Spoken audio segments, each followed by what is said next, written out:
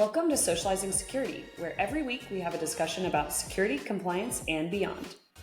Our goal is to learn and grow by socializing each week's topic with each other, our guests, and with you. A quick compliance note, this podcast is meant for informational purposes only and should not be considered legal or regulatory advice. We're glad you've joined us, and we hope you'll learn along with us.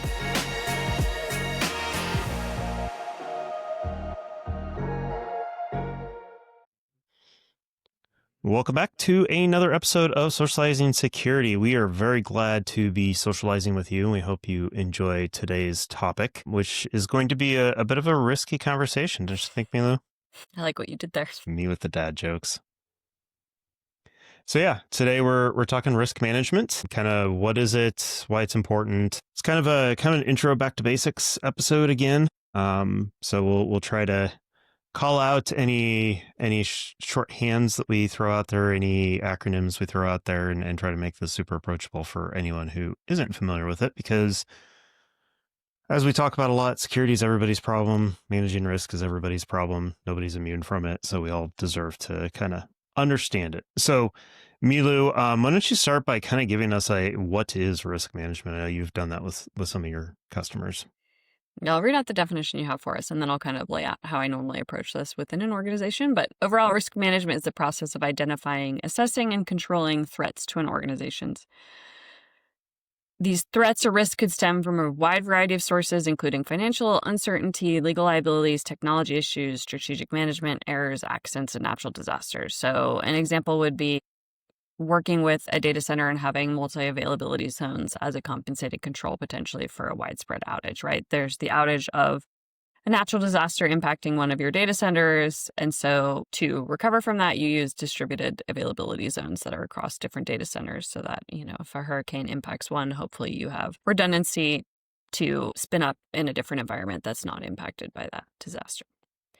When we go about establishing a risk management framework for an organization, it's really important to understand that every single organization's risk and risk tolerance is different. And so one organization might be willing to accept certain risks versus other ones, based off of what they do or what they sell their customers. There might be certain scenarios that they just can't accept certain risks. And so you have to understand when you're setting up an approach, it's really important to get executive input and that top-down approach for making sure that the executive team is aware of the risks that are being raised by, say, the compliance or operational team, to making sure that the executive team is also investing in resourcing to help mitigate risks that pose the largest threat to the organization. So you don't want the compliance or the operations team to spend time focusing on building out compensating controls for a risk that really just might not matter to the organization. You really want to make sure that it's attuned to what the executive team and the overall company's objectives are really concerned with. So I would always recommend, if you're going to do it for the first time, get the execs in the room, talk about what you're going, and ask them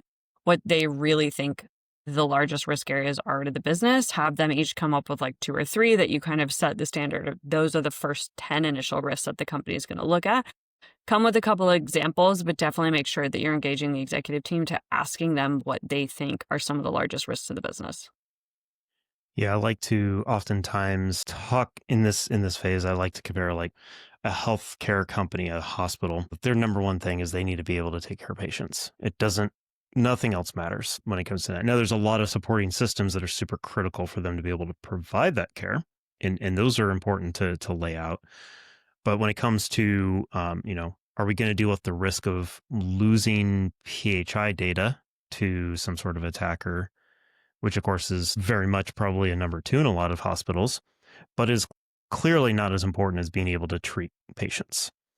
And so, they've got to make that judgment call and assess their risks based on that. Whereas a financial company that's processing, let's say like a bank that has customer credit cards, that protecting that data, that PII type of data is probably one of their most important things, because, people getting to their money is important, but it sometimes can be worse to not get to your money than to have somebody be able to drain the whole account. But again, that's each organization's going to be a little bit different. I may be oversimplifying it. No, I think it's important to just harp that, again, every organization's different. Their industry has different risks that are posed to them. Again, cybersecurity threats are pretty universal across most companies. The threat of a data breach is the large risk to most organizations. Reputational damage could definitely vary depending on the sensitivity of the data, right? So, an organization that processes publicly available information has a way lower risk of a data breach impacting their brand Mm-hmm. versus, again, a financial or a healthcare company or something like that, where, their most sensitive data is their asset and you don't want that floating around on the internet. Yeah, 100%. Again, kind of in the nature of trying to keep this as basic as possible. You mentioned compensating controls. That's a term we've used in some episodes recently. I don't know if it's just a thought that's been on our heads a lot there, but maybe give kind of just a real short 30-second explanation as to what a compensating control is and how it fits in here. Yeah, so compensating control really is potentially the treatment or the justification, the control by which the company might potentially either mitigate or address the risk. So think that it's something that they might do to potentially mitigate the risk to the organization. It's potentially an internal step, or they might be transferring it to another organization to help mitigate the risk so that they can actually accept the risk within an organization. So it's really the what behind what they're going to do to treat the risk. Make sure everybody kind of understands where that comes into play here. So as we go into risk management, okay, we now know, we're trying to control for things that sometimes are a little uncontrollable. There are a number of aspects to it, subplots, if you will, around kind of how you go about it. So obviously the first thing, and it's kind of like asset management, first thing you need to do is be able to identify what risks you have. Then you got to assess it. How big a deal is this really going to be? How likely is it going to be? To Milou's point, you've got to decide whether this is actually something that is going to put the business at risk, or what level of risk it's going to put the business into. Then you start talking about how you mitigate it. So once you've kind of identified them, you've done somewhat of a prioritization assessment to it, then you need to figure out, okay, which ones are we going to address? How are we going to address them? And then, of course, like everything else, it goes into a sustaining mode. You've got to monitor it. You've got to check, because every IT environment's always changing. There's new people, there's new data, there's new regulations. All these things need to constantly be reevaluated. So, none of that's really anything too novel. Pretty much any maturity, any improvement plan kind of follows these same steps. But Milou, is there anything special with that when it comes to risk, or anything that, again, as you work with your own customers, that you try to highlight through those different phases? Yeah, I think making sure that you come up with a customized approach for how you're actually scoring the risk. So part of the assessment evaluation is, you hinted at the likelihood and the impact. So likelihood is the frequency by which this thing might actually happen within an organization, right? So like, say, has the company experienced a widespread outage, and how frequently, did that occur once over the last 10 years or twice? And so you tie it to a specific frequency of how likely is that event or thing potentially going to take place. And then you tie that with impact. And generally that would be tied to a financial number. And so again, the risk score and financial impact for one organization, that quantitative number might be very different for a small company versus a very large organization, right? $1 million for a Fortune 100 company might be very small compared to that might be a really high impact event for a smaller organization. So you basically, usually you score it on like a 1 to 5 scale for 1 to 5 likelihood, as well as 1 to 5 for business impact on the financial side. And then you multiply those numbers, and that's what you get your risk score. And so that's really how, it's out of a 25 scale where you're doing low, medium, high, critical. And then usually your treatment and how you prioritize that risk within the business comes from those scores.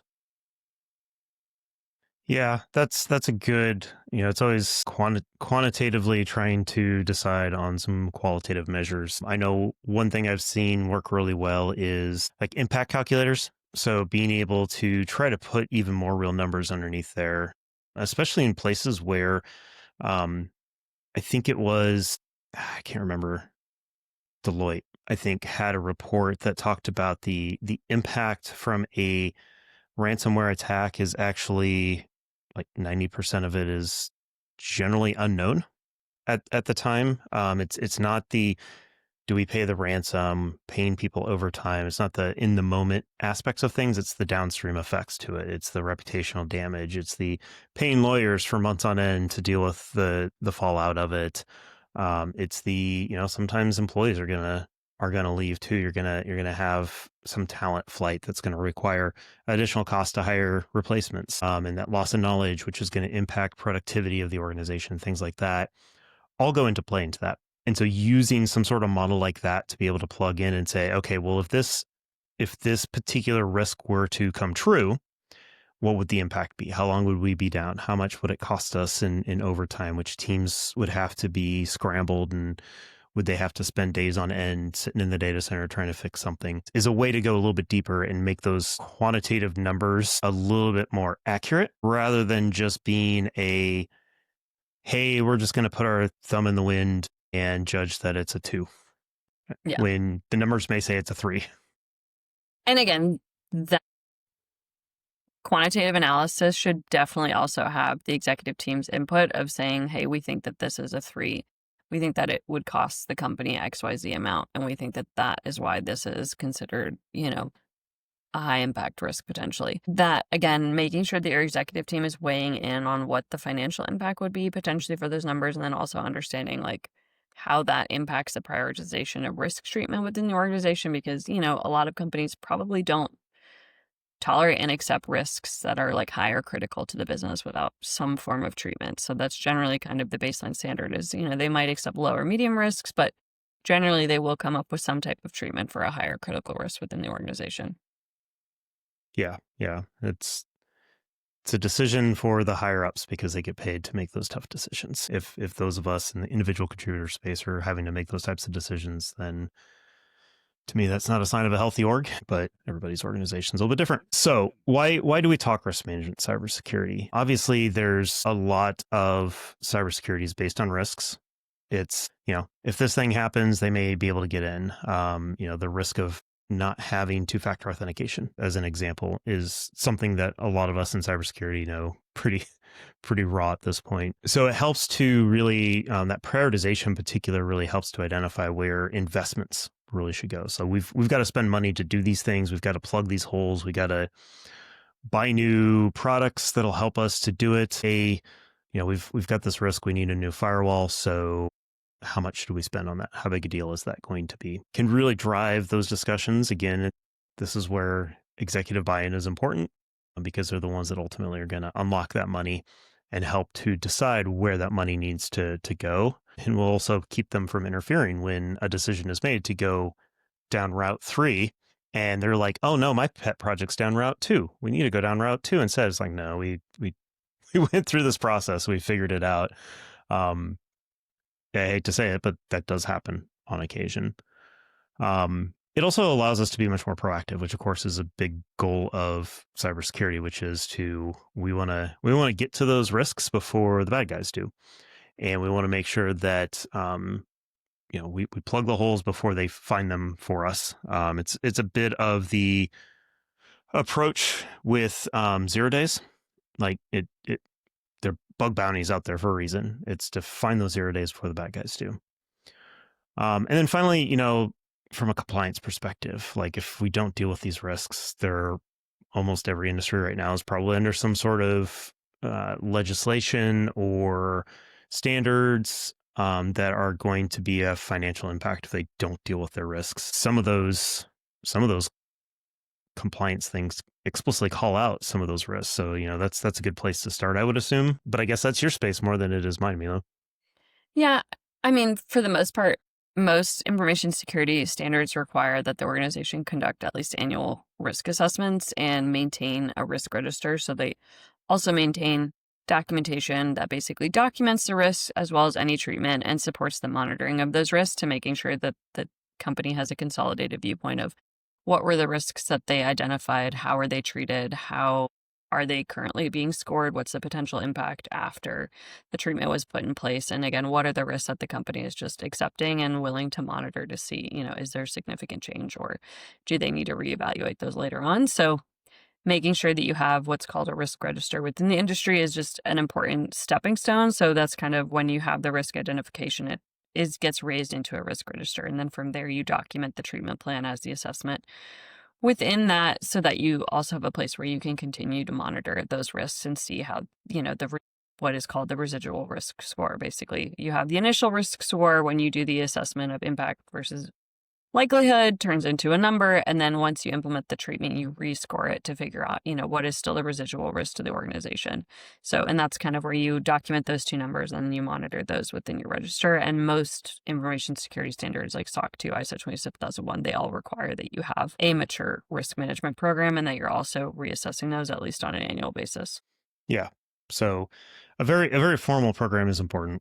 This isn't something that we just kind of do ad hoc, but can be really tough for smaller businesses because they don't have the staff to dedicate to something like this. So it becomes another thing that they have to do while they're also putting out fires at the same time. So huge challenge from that perspective. There's organizations out there designed to do that. So outsourcing is a way to get these types of programs put into place for sure. So prioritization, we talked about, brings up the thought process of, okay, well, how does it affect other areas of cybersecurity?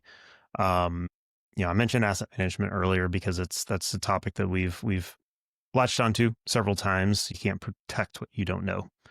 And so asset management plays into risk management heavily because that becomes our tool for knowing where the risks might exist. To be able to say, yeah, we've got these firewalls over here, and we've got these servers over here, and we've got these users over here, and how do we dig up where the risks may be? Well, they're in all of those systems somewhere. So having those managed feeds directly into risk management, and may feed back out. You may decide that one of the ways to deal with risk is to eliminate some of those systems, which is a very valid way of doing it. Vulnerability management feeds into this both directions pretty heavily because, vulnerabilities are a big part of the risks that exist in an environment. And so we found these vulnerabilities, and we've talked about it before. There are more vulnerabilities than most organizations, even large ones, can deal with. So now you've got to prioritize. How do you prioritize? Well, you talk to your risk management program, and they've already defined what those prioritizations are.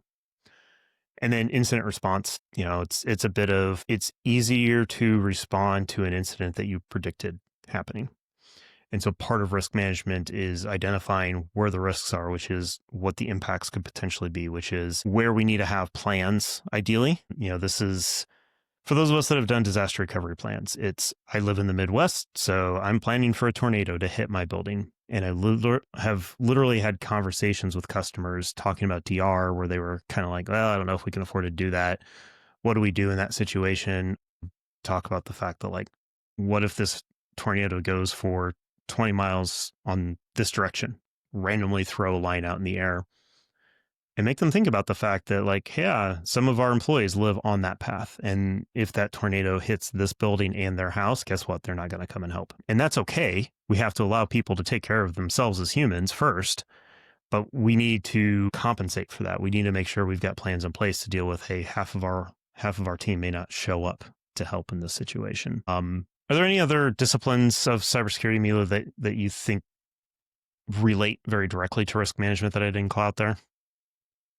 I mean, I think it touches most aspects of a information security program, honestly. So I think for the most part, we're pretty much always talking about what is the risk to the organization and how you want to float that risk compared to, the company's objectives. So I think the ones you called out, asset management, vulnerability management, incident response, are really important. I think, again, overall, I think risk is something that the company should be considering anytime they've been making a change to the code base, right? Is that something that, is there a potential security or privacy risk associated with making that type of change or something like that? So there's certain things that we do. For example, for code reviews, we have static and dynamic testing to help potentially mitigate vulnerabilities and stuff like that and system weaknesses in our code development process. So there are already things that we're doing to potentially mitigate risk within the organization. So I think we just need to understand that risk management is just a really important part of the information security conversation. And it helps us make our decisions. We're pretty much always making risk-based decisions. We just might not be calling them that. Yeah, everything's about managing risk. It's a matter of, I think part of having a risk management program is forcing ourselves to think about it in those terms rather than just instinctively reacting to it like we do a lot of times. We see we see this as a tripping hazard, so we pick it up because we inherently know that that's a risk. But is that a bigger, like, should I be spending my time on fixing that broken step or fixing that door that doesn't lock properly on the front door? Like, what are the risks to each of those? And which one should I spend my time on? Is, those bigger deal things sometimes are a little bit harder to judge between themselves. Okay. I think for the last bit that we want to talk about is kind of how you do risk management. Like, how does all of this come together? What does that actually look like? And Milou, you've done this, so I'll let you take the first swing at this particular topic. And you've already mentioned a lot of the bits and pieces in there. So maybe weave a story more directly about, okay, we've got nothing. We want risk management. How do we go about doing that? Well, a really great resource is going to be the ISO 3000 standards. So I would definitely recommend, if you're trying to figure out what standard to align your risk management program to, I would definitely recommend the ISO 3000 family of frameworks. The first step is really establishing the context. And again, this is kind of where we try to figure out, for our individual specific organization, what are the potential risks within our industry, within our customer set, within our individual employee setup that are really defining the context of our risk management program. So we have to set the baseline of what are we really concerned about, and making sure that we've thought about what are our specific legal requirements, right? If you're in healthcare, in the US, you have to comply with HIPAA, right? So there are potentially different things that you need to be mindful of. For example, making sure you have business associate agreements with all of your vendors and stuff like that to think through when you're establishing the context, which is really setting the baseline of what is it that we're really concerned about as an organization, to making sure that we're thinking through what are the risks that impact us directly, and building out, what are the things we feel comfortable with, as well as, again, having that initial conversation of what do we think really is a risk to our business. And that kind of bleeds into the identification phase, right? So once you establish the context, you kind of really take that into let's set our first, again, I would say recommend start with at least 10, but don't bite off more that you can chew. I wouldn't recommend suddenly, starting with 40 risks. Yeah, I'm a big fan of incremental. You don't need to boil the ocean, show some progress along the way. And quite frankly, every risk could be used against you tomorrow. And so if you can, you could fix all of them in 90 days. Do you wait for 90 days and implement them all at the same time? Or do you do one each day leading up to that 90 days? I think when you think about it that way, it becomes pretty obvious. You do them in smaller chunks and you learn how to do it. And therefore the next one's going to be easier. It's going to be better. So yeah, it's important to kind of have the global view of things, and then to say, okay, prioritize that list of priorities, and then let's do the top 3 and go. Not always that simple, because sometimes, number 5 can be done in the next week. Well, let's go tackle that. Let's get a really good win under our belts right away, because it's still in the top 5. Yeah. And then I think we really talked about the risk assessment process already, but I do think once we've identified them, right, it's really then analyzing them, evaluating them, and coming up with treatment. And I think that's where we can probably dive in of what are the different types of treatment that you can have if you have an identified risk. Yeah, this is one of my favorite topics when talking about risk and what you can do about a risk. So when you identify, hey, we've got this risk, what are we going to do about it? Well, we really have kind of 4 main choices. I've seen them divided and subdivided in different ways, but you could start by simply ignoring it. Hey, we don't care that there's a risk here. We're just going to go ahead and pretend like it doesn't exist. And that may be in a situation where you just don't, it's in an area that just doesn't matter.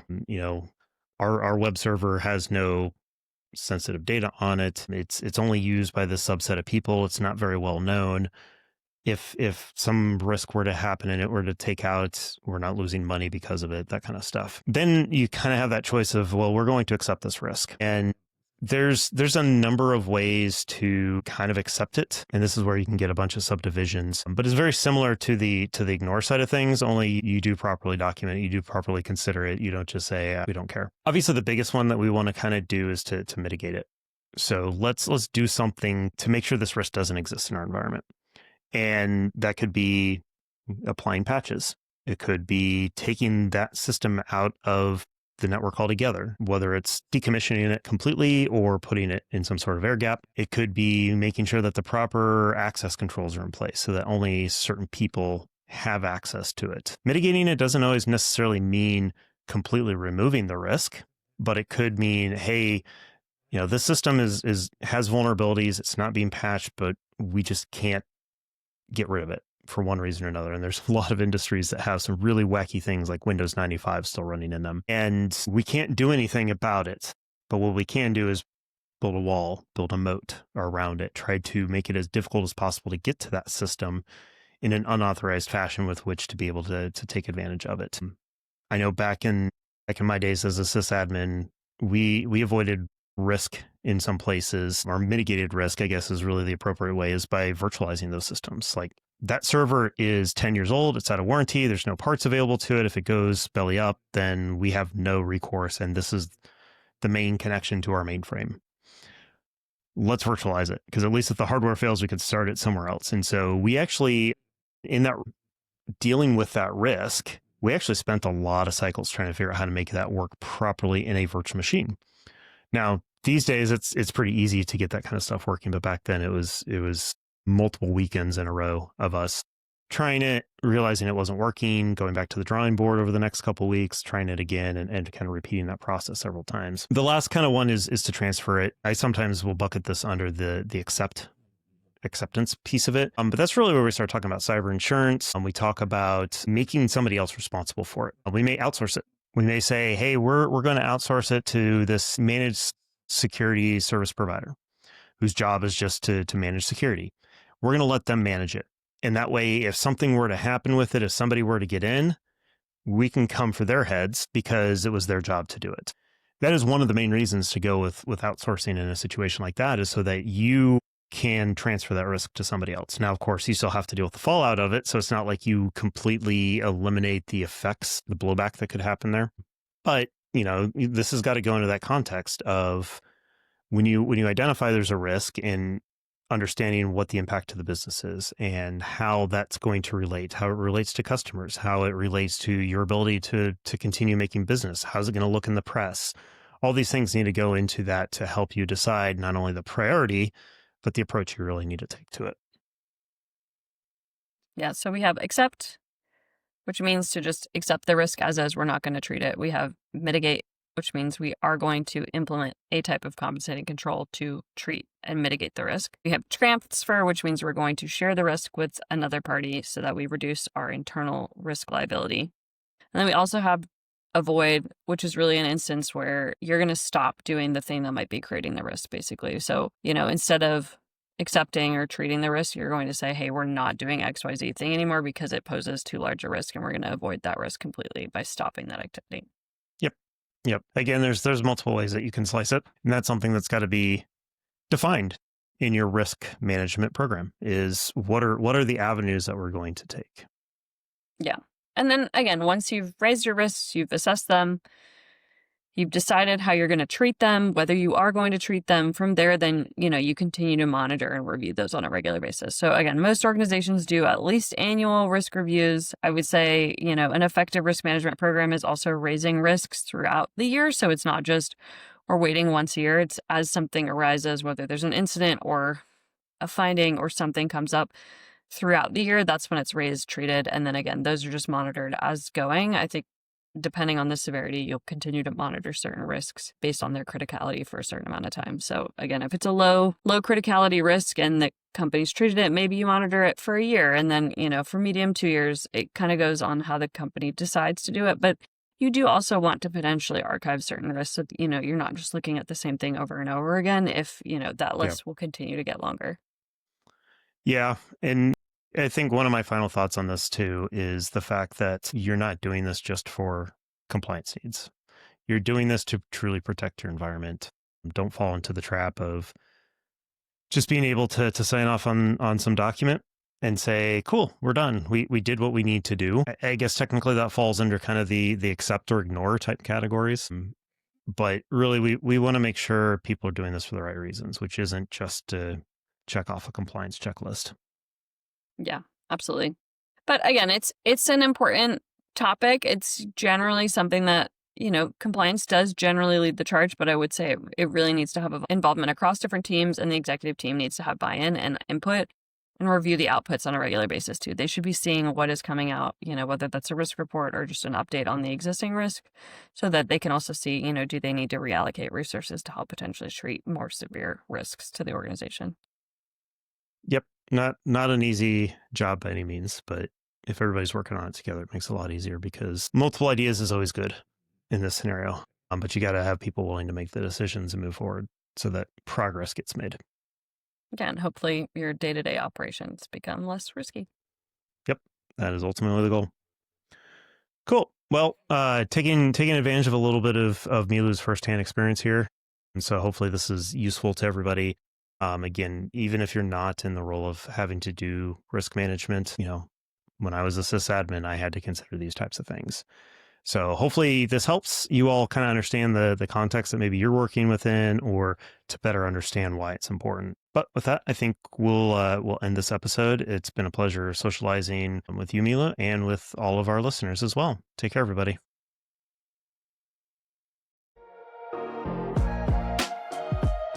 Thank you for joining us for another episode of Socializing Security. We hope you learned a thing or two with us. If you'd like to continue socializing with us on this topic or have feedback, we'd love to hear from you on LinkedIn or social media. Just search for Socializing Security. Or you can email us at info@socializingsecurity.com. Until next time, stay social and stay secure.